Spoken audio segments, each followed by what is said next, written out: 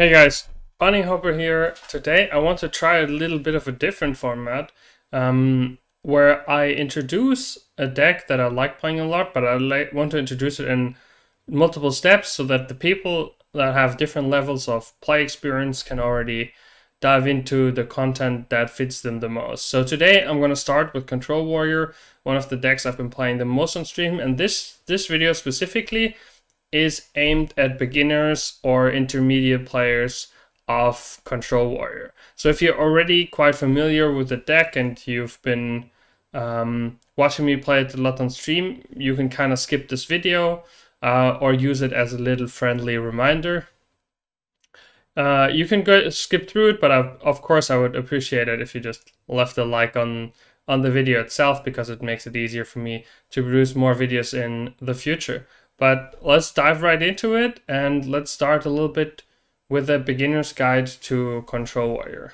So, Control Warrior, of course, is a deck that tries to outlast your opponent and tries to control the game, play a little bit more defensively.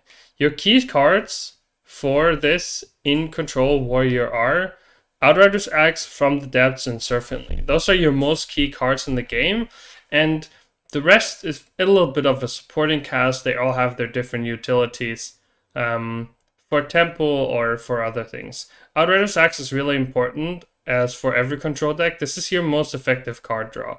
Together with Fortune Flame, that you of course can also play on the Rokara weapon, this is your card draw engine. And then From the Depths and Finley, in this order played, are your mana cheat.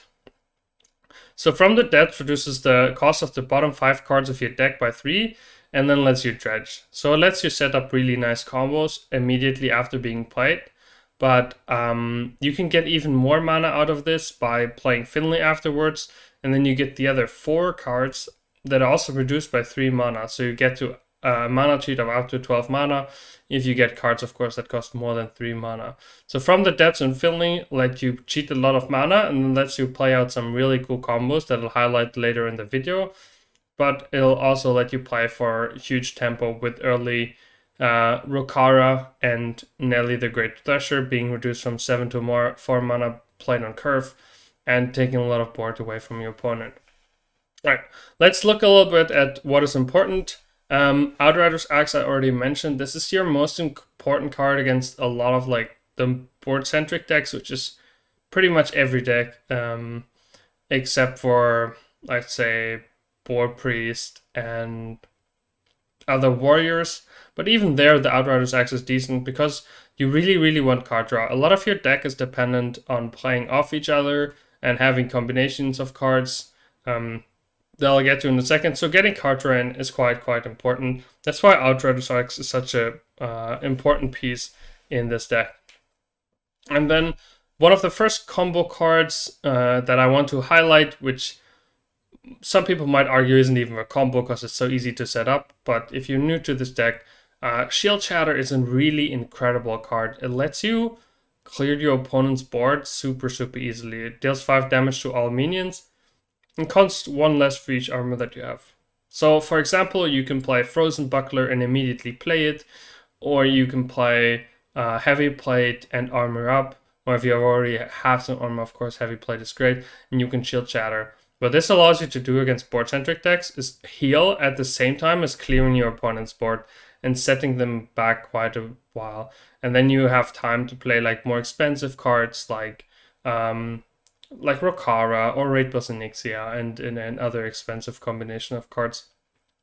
So Shield Shatter is one of the most important pieces. And in terms of Mulligan Guide, that I'll get to a little bit more in depth in the other videos, Shield Shatter is really always a keep against aggro because it's so easy to activate. You can even keep it if you don't have an armor card, because you have 2 Frozen Bucklers and 2 Heavy Plates in the deck, so it becomes quite easy for you to set up a combination where you get your Shield Shatter. Even on turn 5, if you play Heavy Plate, armor up, and Shield Shatter, clear your opponent's board and gain 10 armor, that's really hard for any kind of aggressive deck to handle. Next up, we have a combination of cards that I would love you to experiment around with, because I think this is one of the combinations that makes this deck so much fun to play, especially if you can use some reductions from the depths. that I talked about earlier. Bran and School Teacher are amazing. You get to discover 2 Naga links, and because the warrior spells in the pool are really, really good, and a lot of them gain a lot of armor, like Shield Block being the best spell you could possibly discover, or Heavy Plate, or From the Depths being also super good choices. Bash even being nice as well. If you get to discover 2 of them and play them again, you can do the math yourself. Let's say you discover 1 Shield Block and 1 Bash. That whole combination lets you deal 6 damage, gains you 16 armor, and draws you 2 cards, which is amazing. It clears your opponent's board, and it also puts a 2/4, a 5/4, and 2 1/1s on board. So you get to clear, you get to develop, and you get to gain armor, which is amazing. And that often knocks your opponent out of the game. It's quite a later game combo, but if you're new to the deck, I really recommend trying to set up this combination of cards and trying to play around a little bit with this. So one last thing I want to say, against more greedy decks, you can mostly ignore cards like the tech cards I have in here, the Rustwood Viper, the Smothering Starfish, Mutinous, and Kazakhstan often don't get played. Just keep in mind that those kind of tech cards I will be covering in the later videos, and your later win condition, if you're wondering, of course, is either if you play against some combo deck to either eat their combo pieces with Mutinous, or to play Kazakhstan in the super late game and be able to outvalue your opponent with incredible treasures. I hope you like this short intro. I'll be back with like a more detailed mulligan guide that will be detailed on all the different matchups there are in the current meta for the second video, and then I'll try to do a third one where I go in depth, where I explain all the little tips and tricks, all the little neat kind of interactions that you might have seen me do on stream, put them together in the video. So I hope you guys like this. I'd appreciate really if you left a like below the video or a comment on what you're really missing from this beginner's guide. As this is my first video of this kind of session, I'm always wanting to improve. So please let me know what you would have done different if you want to have something else explained in the next video. And as always, I'll see you guys on stream.